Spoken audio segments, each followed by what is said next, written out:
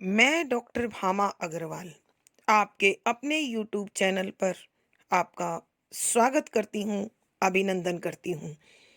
आइए प्यारे बच्चों, आज हम नई कविता के जाने माने सुप्रसिद्ध कवि श्री लीलाधर जगुड़ी जी द्वारा रचित कविता स्वतंत्र जुबान का अध्ययन करते हैं। यह कविता कवि के भावों को, विचारों को इस प्रकार प्रकट कर रही है कि समाज की एक अत्यंत विचारशील विचारधारा का उद्घाटन करती है।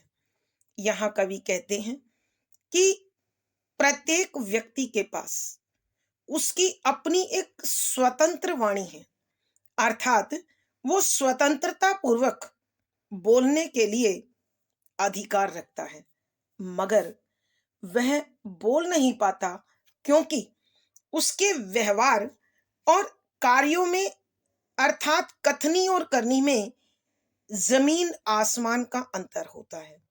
इस कारण वह अपनी वाणी को दबाकर रखता है और सत्य बोलने से डरता है, क्योंकि उसे मालूम है कि यदि वह सत्य बोलेगा तो इस व्यवस्था में कहीं न कहीं कोई न कोई झंझट, कोई मुश्किल, कोई परेशानी उसके लिए खड़ी हो जानी है। हम इस सत्य को जानते हैं और कहा भी गया है, ट्रुथ इज ऑलवेज बिटर। सत्य हमेशा चुभता है और इसी चुभन से दूसरों को बचाने के लिए और प्रतिक्रिया स्वरूप अपने लिए निर्मित होने वाले कष्ट से खुद को बचाने के लिए व्यक्ति वाणी तो रखता है, मगर न वो स्वतंत्र है और न वो सत्य बोलने की ताकत रखती है।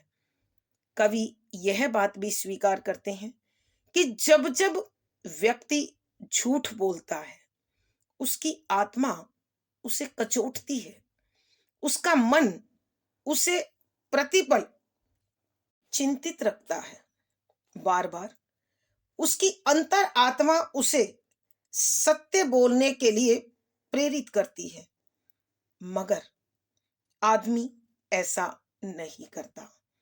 मैं और एक आदमी हमेशा साथ साथ रहते थे, एक दूसरे के प्रति मित्रता के भाव का प्रदर्शन करते थे, लेकिन हृदय में वो मैत्री भाव नहीं था।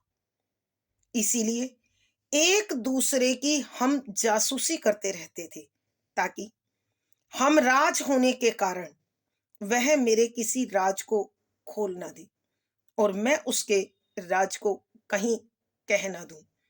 इसलिए एक दिन ऐसा हुआ कि कवि के सारे अपराध, सारे दोष, क्योंकि वह आदमी जानता था, धीरे धीरे उसके शरीर में प्रवेश कर गए, उसके शरीर में जाकर बस गए, अर्थात साझीदार होने के कारण उन दोषों को उसने भी अपने लिए स्वीकार कर लिया और वह कभी भी कवि की कायरता को या कवि के दोषों का उल्लेख नहीं करता था, क्योंकि उसे डर था कि कहीं कवि मुकर ना जाए, अर्थात कोई उसी पर यह प्रश्न न उठा दे कि यदि उसे सारे दोषों का पता था तो वह चुप क्यों था, उनका साझेदार वह भी है। यदि उसने चुप्पी को धारण किया है तो निश्चय ही वो इन अपराध और इन पाप दोनों का बराबर का हिस्सेदार है। एक बार वह व्यक्ति कवि से इन विषयों में बात भी करना चाहता है, परंतु उसकी वाणी उसका साथ नहीं देती और वह अपने मन के डर के कारण सत्य नहीं बोल पाता और जानबूझकर उन सब विषयों से अनजान बन जाता है, क्योंकि अगर वह प्रश्न करता है तो स्वयं भी उन सब मामलों में दोषी पाता है। जब उस व्यक्ति के समक्ष अनेक प्रश्न उपस्थित होते हैं तो वह, अर्थात उसकी अंतरात्मा, उसे सत्य बोलने के लिए प्रेरित करती है, मगर वह कोई उत्तर उनका नहीं देता है। जब कवि भी उसकी जासूसी करने लगा, तो उस व्यक्ति ने एक रात उठकर चुपचाप अपने मन के सारे प्रश्नों को लोगों के कानों तक पहुंचा दिया। परंतु समाज के लोग तो पहले ही अनेक सवालों से इस प्रकार घिरे थे कि वो उन्हें अच्छी प्रकार सुन और समझ नहीं पाए। फिर भी लोगों ने मन ही मन विचार करते हुए उन प्रश्नों पर फुसफुसाहट शुरू कर दी, और धीरे धीरे वह सारे सवाल पूरे नगर के सवाल बन गए, जिसके कारण चारों ओर इन अफवाहों के कारण चारों ओर संदेह और शंका का वातावरण तैयार हो गया। उस व्यक्ति ने स्वयं यह महसूस किया कि इन सवालों के कारण वह और कवि दोनों बेचैन हैं। इसलिए वह व्यक्ति चुपचाप उठा, मगर वह व्यक्ति चुप रहा, क्योंकि उसे डर था कि कहीं इस घटना का सारा आरोप उसके ऊपर ना आ जाए। पहले से ही अनेक ऐसे विषय और कारण थे जिसके कारण उसकी आवाज दबी हुई थी, अर्थात सत्य कहने से डरती थी। कवि सोचता है कि हर व्यक्ति के पास उसकी एक स्वतंत्र वाणी होनी चाहिए, ताकि वह निडर होकर, वह निर्भीक होकर अपनी बात सबको कह सके। फिर कवि की आत्मा स्वयं उसे उत्तर देती है कि व्यक्ति स्वतंत्र जुबान लाए तो कहां से लाए, क्योंकि इस समाज में प्रत्येक व्यक्ति कहीं न कहीं थोड़ा या अधिक दोषी अवश्य है। सभी जुबानें कहीं न कहीं दबी हुई हैं। इसलिए कवि ने और कवि के उस साथी आदमी ने कभी भी स्वतंत्र जुबान के लिए प्रयास नहीं किया। उस आदमी ने अपना काम निकालने के लिए एक जानवर अर्थात बैल की जुबान को चुन लिया। इस जुबान के द्वारा वह अनेक लोगों को हानि पहुंचाकर बैल की भांति सब तहस नहस कर देना चाहता था, सब मिटा देना चाहता। अर्थात वह अपने सब विरोधियों को सींग पर उठाकर हवा में उछालना चाहता था, उन्हें खाइयों में गिराना चाहता था, उन्हें अड़ंगा डालकर यानी पांव अड़ाकर मारना चाहता था, गिराना चाहता था। और वह अनेकों के सामने गंदगी फैलाना चाहता था, ताकि वह समाज को अपनी अंतर आत्मा को महसूस होने वाली बुराई का परिचय दे सके। और वह जानवर की भांति अपनी जीभ से चारों ओर जो संदेह और शंका का वातावरण उसने बनाया था, उसे वो चाट जाना चाहता था, परंतु वह कुछ नहीं कर पाया। कवि ने अनुभव किया कि उसने स्वतंत्रता प्राप्ति के लिए अर्थात स्वतंत्र रूप से अपनी बात कहने के लिए जानवर की जुबान तो लगा ली है, लेकिन वो जुबान भी उसका साथ नहीं दे रही है, वो भी सड़ी हुई है, अर्थात उसमें भी अनेक दुर्भाव हैं, दोष हैं, और वह अच्छाई की बजाय बुराई फैलाने लगी। और इस प्रकार उस व्यक्ति को और कवि को प्रश्नों की इस धुंध ने व्याकुल कर दिया, बेचैन कर दिया। इसलिए नए सवाल जो उन सवालों से निकल कर आ रहे थे, उन्होंने उस व्यक्ति को कहा कि या तो अपनी जुबान को बदल ले, अथवा इस गंदी जुबान को, इन दुर्भावों को अपने तक ही सीमित रखे। कुछ लोगों ने तो यह भी कहा कि इस व्यक्ति की कथनी और करनी में अंतर है। इसके पास विश्वास करने लायक सत्य से भरी हुई वाणी ही नहीं है। अर्थात समाज के लोग कहने लगे कि यह दूषित मनोवृत्ति के कारण यहां वहां मुंह मारता फिरता है, अर्थात अनावश्यक रूप से दूसरों की जासूसी करता है और सच्ची झूठी बातों को यहां वहां फैलाता है, अफवाहों को जन्म देता है।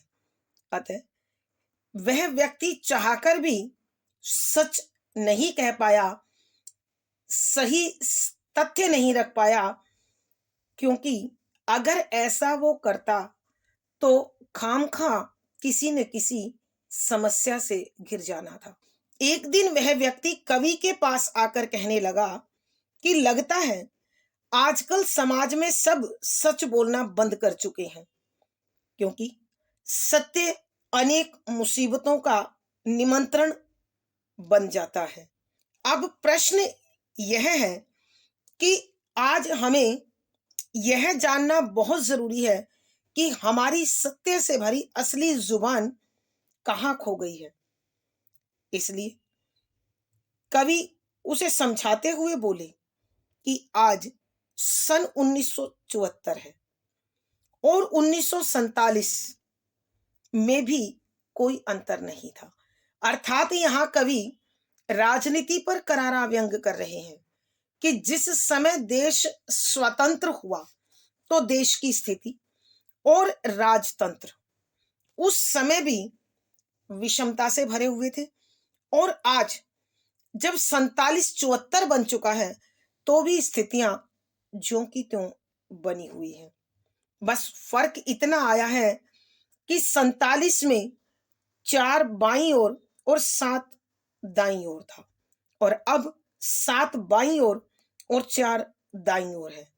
अर्थात कवि के कहने का भाव यह है कि सत्ता किसी भी पार्टी के हाथ में रहे, राजनेता कोई भी हो, स्वतंत्र और असली जुबान पर हमेशा ताला जड़ देती है।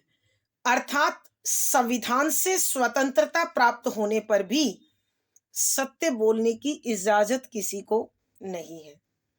यहां कवि यह बताना चाहते हैं कि अब हम यह देखें कि कहीं ये दबी हुई जबान हमारी ही तो नहीं है।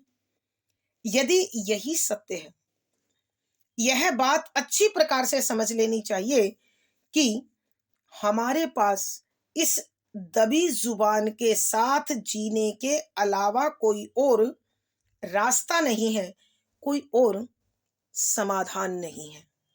तो आइए साथियों, कवि की इस कविता में उठाई गई इस सामाजिक और राजनीतिक विसंगति को कविता के पदों के माध्यम से समझें और सत्य के साथ खड़े होने की हिम्मत जुटाएं।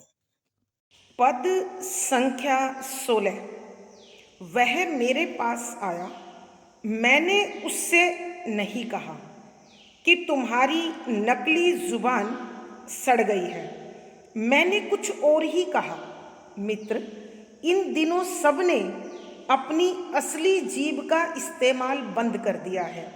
कोई भी कुछ कहकर फंसना नहीं चाहता।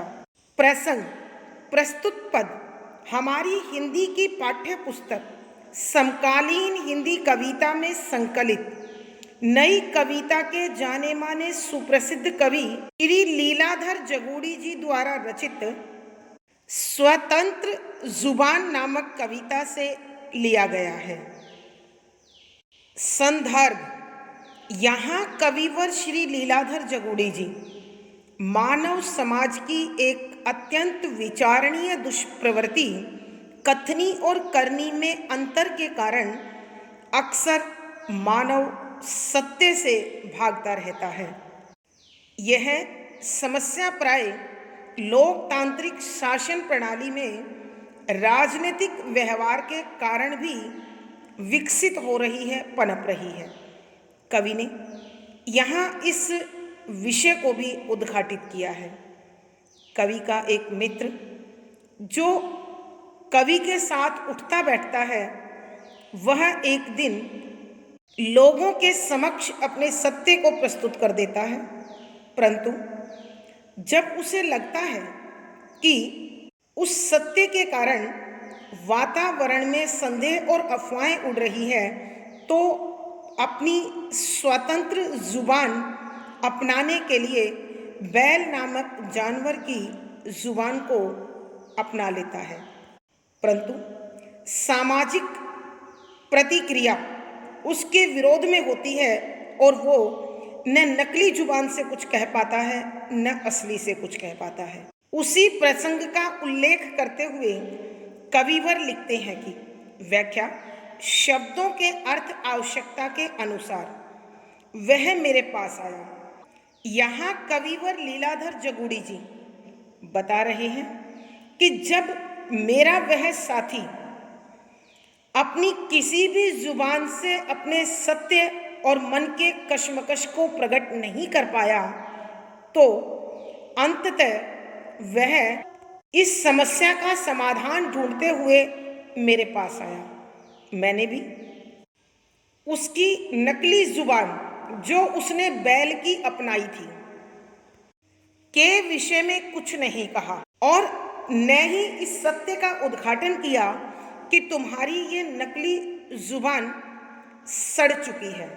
अर्थात कवि के कहने का भाव यह है कि जिस नकली जुबान के सहारे तुम अन्य लोगों के सत्य का उद्घाटन कर अपने सत्य से उत्पन्न होने वाली मुसीबत से खुद को बचाना चाहते थे, उस झमेले से, उस झंझट से खुद का बचाव कर रहे थे, वह तो समाज में तुम्हारे व्यवहार के कारण पहले ही प्रकट हो गई और लोगों ने उस पर विश्वास नहीं किया, भरोसा नहीं किया, बदले में तुम्हें ही विश्वास का पात्र नहीं माना, तुम पर भरोसा नहीं किया और तुम्हें अपमानित किया। मैंने इस सत्य को उसके सामने कहने की बजाय मैंने अपनी बात इस तरीके से कही।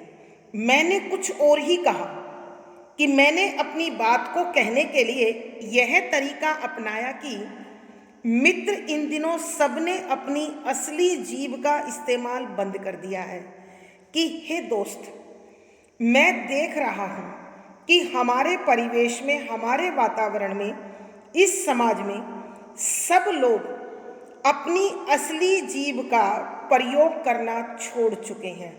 अर्थात यह कैसा जमाना आ गया है, सब डरे सहमे रहते हैं और जो सत्य है वो कोई भी अपनी जुबान से कहना नहीं चाहता।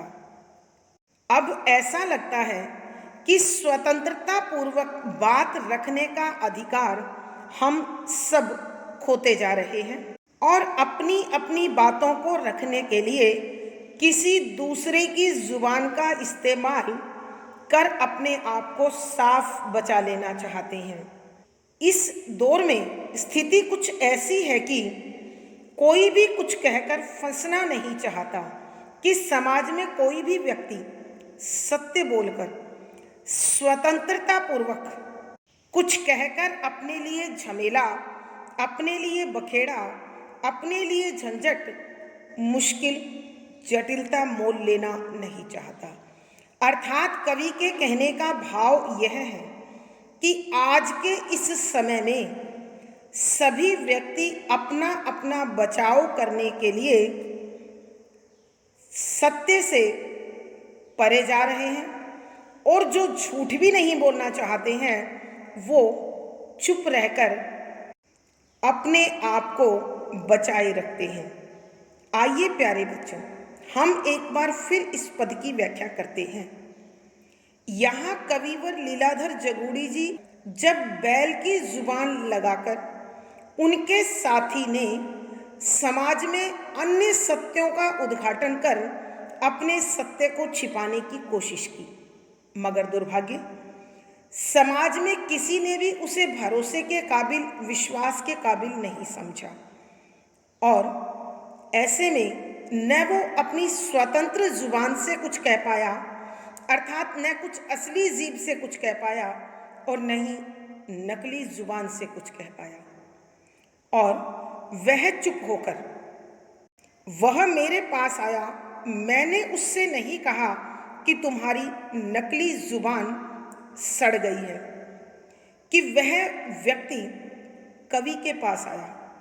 कवि कहते हैं, वह मेरे पास आया मगर मैंने भी उसे इस सत्य के साथ नहीं जोड़ा कि उसकी नकली जुबान सड़ गई है। अर्थात कवि के कहने का अभिप्राय यह है कि वह बैल की जुबान जो उनके साथी ने सत्य का उद्घाटन करने के लिए अपनाई थी, समय समय पर अलग अलग बात कहने के कारण समाज के लोगों ने उसके उस व्यवहार को अविश्वसनीय समझा और कवि के उस मित्र से किनारा कर लिया।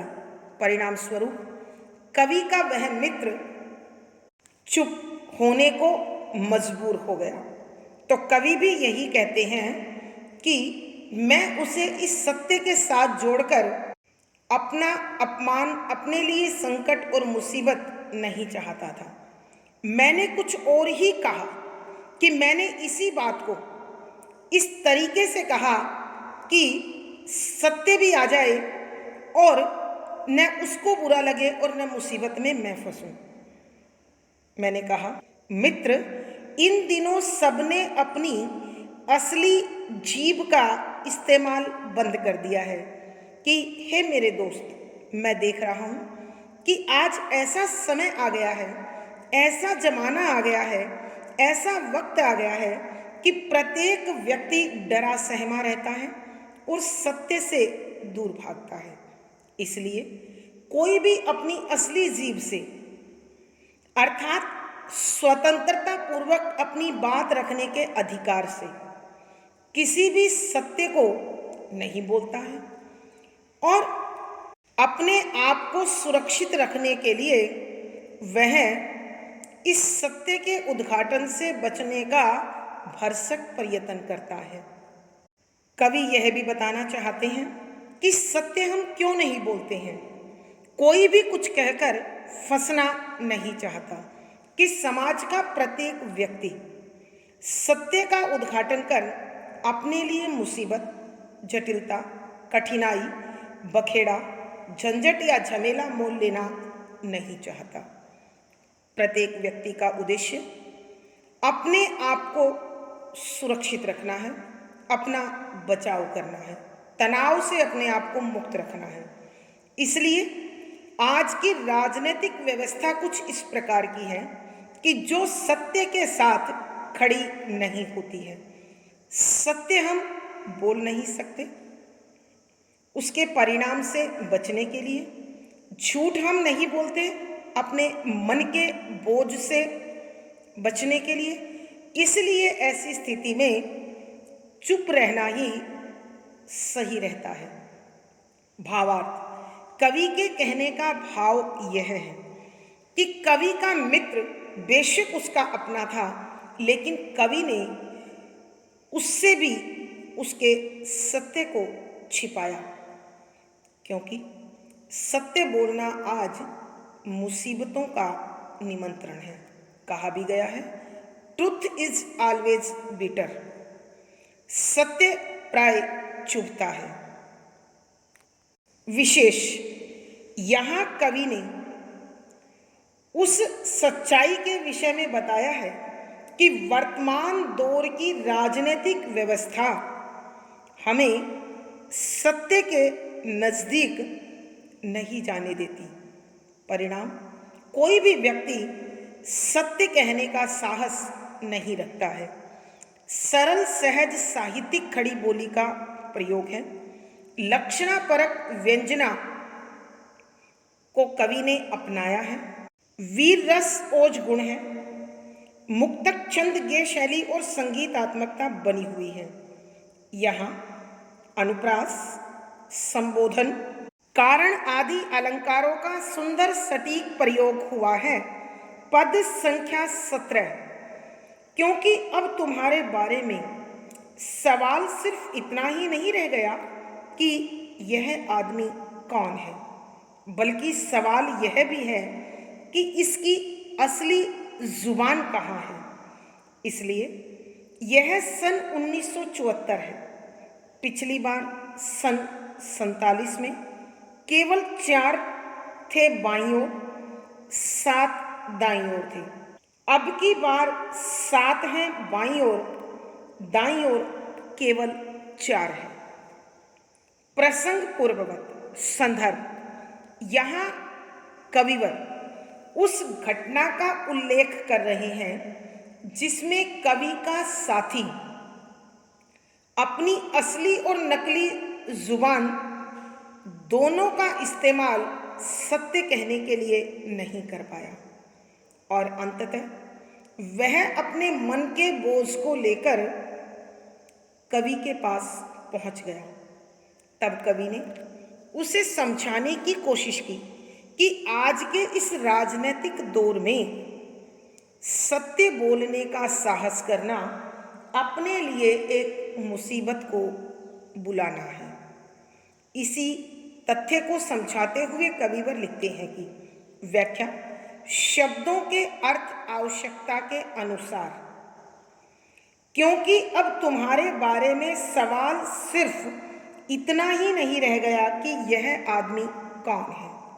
यहाँ कविवर लीलाधर जगुड़ी जी तनाव से घिरे, चिंता से घिरे अपने साथी को समझाते हुए कहते हैं कि क्योंकि अब तुम्हारे बारे में, कि अब समाज में केवल तुम्हारे लिए यही प्रश्न बाकी नहीं रह गया।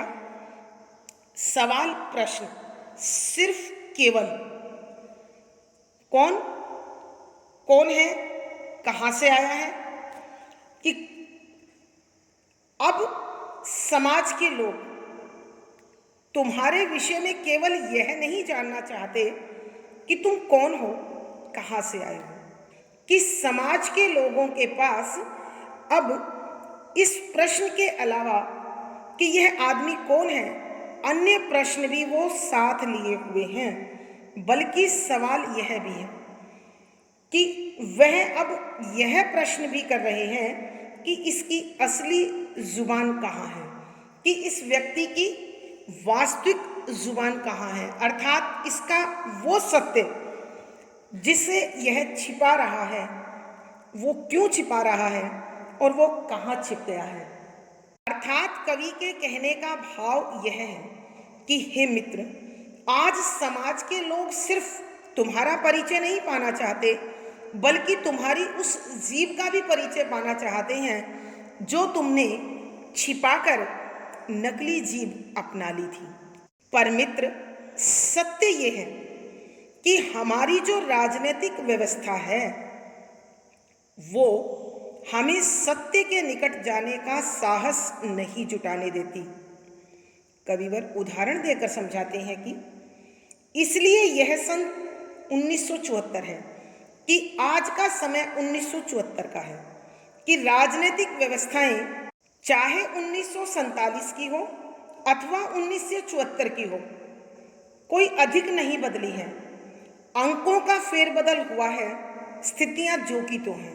अर्थात शासन किसी भी पार्टी का हो, कोई भी दल राजनीति में हो, पर प्रत्येक दल सत्य को छिपाकर झूठ की राजनीति करता है, कथनी और करनी में अंतर की राजनीति करता है, लोगों के भावों से खिलवाड़ करता है और सीधे साधे भोले भाले लोग उनके उस सत्य को नहीं पकड़ पाते जो वो अपनी बयानबाजी में, अपने वादों में छिपाए रखते हैं। इसी सत्य का उद्घाटन करते हुए कहते हैं, हे मित्र, आज 1974 का सन है। पिछली बार सन 1947 में, कि जब देश स्वतंत्र हुआ, केवल कुछ ही राजनीतिक दल परिचय में थे। उस 1947 में कि बाईं ओर केवल 4 व्यक्ति थे, अर्थात झूठ के साथ खड़े होने वाले 4 थे, 7 दाईं ओर थे और 7 व्यक्ति ऐसे थे जो सत्य नहीं बोलते थे तो असत्य भी नहीं बोलते थे। लेकिन अब की बार 7 है बाईं ओर, दाईं ओर केवल 4 है। आज परिस्थितियां बदल गई हैं, क्योंकि अनेक राजनीतिक दल इस लोकतांत्रिक व्यवस्था में परिचय पा चुके हैं और प्रत्येक दल अपने झूठ के साथ, अपने वायदों के साथ, अपने मिथ्या भाषण के साथ लोगों के भावों के साथ, भविष्य के साथ खिलवाड़ करता है। तो इसलिए आज असत्य का पलड़ा सत्य से कहीं भारी है। आइए बच्चों, हम एक बार फिर इस पद की व्याख्या करते हैं। यहाँ कविवर उस घटना का उल्लेख कर रहे हैं जिसमें कवि का मित्र अपना सत्य न असली जुबान से कह पाता है और न नकली जुबान से। तो वह अपने मन की घुटन को, तनाव को, चिंता को मिटाने के लिए कवि के निकट पहुंचता है। तब कवि उसे समझाते हुए कहते हैं कि क्योंकि अब तुम्हारे बारे में सवाल सिर्फ इतना ही नहीं रह गया कि यह आदमी कौन है, बल्कि सवाल यह भी है कि इसकी असली जुबान कहाँ है।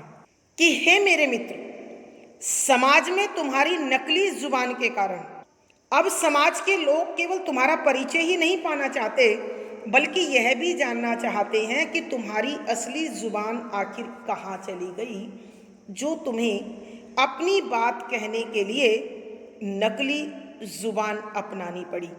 अर्थात कवि के कहने का भाव यह है कि अब समाज के लोग यह जानना चाहते हैं कि तुम्हारा स्वतंत्रता पूर्वक बोलने का अधिकार तुमने क्यों, किस कारण से त्यागा, और तुम अपनी बात नकली जुबान से क्यों कह देना चाहते थे।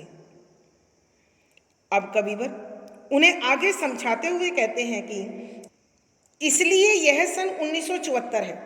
पिछली बार सन 47 में केवल 4 थे बाईं ओर, 7 दाईं ओर थे। अब की बार 7 है बाईं ओर, दाईं ओर केवल 4 है। यहाँ कवि अपने मित्र को समझाते हैं कि हे मित्र, आज 1974 का सन है और हमें स्वतंत्रता 1947 में मिली थी। उस समय इस लोकतांत्रिक प्रणाली में केवल कुछ दल परिचय में थे और आज इस राजनीतिक व्यवस्था में दिन प्रतिदिन राजनीतिक दलों की संख्या बढ़ती जा रही है। नेता बड़े हैं, लेकिन आज भी व्यवस्था वही है।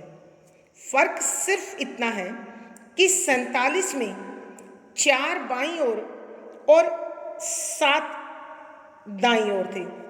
अर्थात राजनीतिक दल कम होने के कारण सत्य के साथ ज़्यादा और असत्य के साथ अधिक लोग संघर्ष कर रहे थे, लोगों के भावों के साथ खिलवाड़ कर रहे थे। लेकिन अब राजनीतिक व्यवस्था में दलों की संख्या बढ़ जाने के कारण आज 4 दाईं ओर और 7 बाईं ओर है। अर्थात लोगों को बरगलाने वाले, बहकाने वाले, झूठे वादे करने वाले लोगों की संख्या बढ़ गई है और सत्य के साथ खड़े होने वाले लोगों की संख्या निरंतर घट रही है। भावार्थ, कवि के कहने का भाव यह है कि इस लोकतांत्रिक व्यवस्था में प्राय राजनेता अपना स्वार्थ सिद्ध करने के लिए, लोगों के भावों से खिलवाड़ करने के लिए उनसे झूठे वादे करके भावों के साथ, लोगों के मनोभावों के साथ खिलवाड़ करते हैं। विशेष यहाँ कवि ने वर्तमान दौर की राजनीतिक व्यवस्था पर करारा व्यंग किया है। सरल सहज साहित्यिक खड़ी बोली का प्रयोग है। लक्षणापरक व्यंजना शब्दावली का बड़ा खुलकर प्रयोग हुआ है। वीर रस ओज गुण है। मुक्तक छंद गेय शैली और संगीतात्मकता बनी हुई है। यहाँ अनुप्रास, प्रश्न, संबोधन, उल्लेख आदि अलंकारों का सुंदर सटीक प्रयोग हुआ है।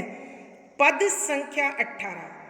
इस समय इस बात का बहुत बड़ा मतलब है कि आपके क्या विचार हैं। अब देखना यह है कि जो दबी हुई है कहीं वह हमारी ही जुबान तो नहीं है, और इस तरह हम दोनों के पास एक होने के अलावा कोई दूसरा अंक नहीं है। प्रसंग पूर्ववत संदर्भ। यहाँ कविवर अपने मित्र को वर्तमान राजनीतिक व्यवस्था के स्वरूप को खुलकर समझाते हैं और साथ में यह भी समझा रहे हैं कि आज स्वतंत्र जुबान अनेक मुसीबतों का नाम है। अतः अपने आप को सुरक्षित रखने के लिए स्वतंत्रता पूर्वक बोलने के अधिकार को छोड़ना ही आवश्यक है। इसी तथ्य का उद्घाटन करते हुए कविवर लिखते हैं कि व्याख्या।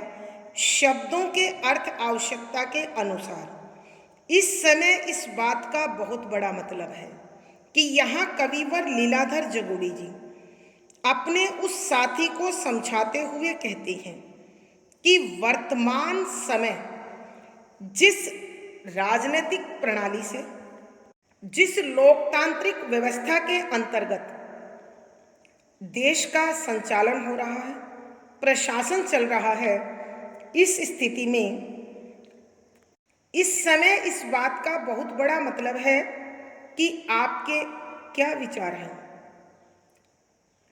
कि आज के दौर में यह सोचना अत्यंत आवश्यक है, यह विचार करना बहुत ज़रूरी है कि आप अपने मन में क्या भाव रखते हैं, क्या विचार रखते हैं।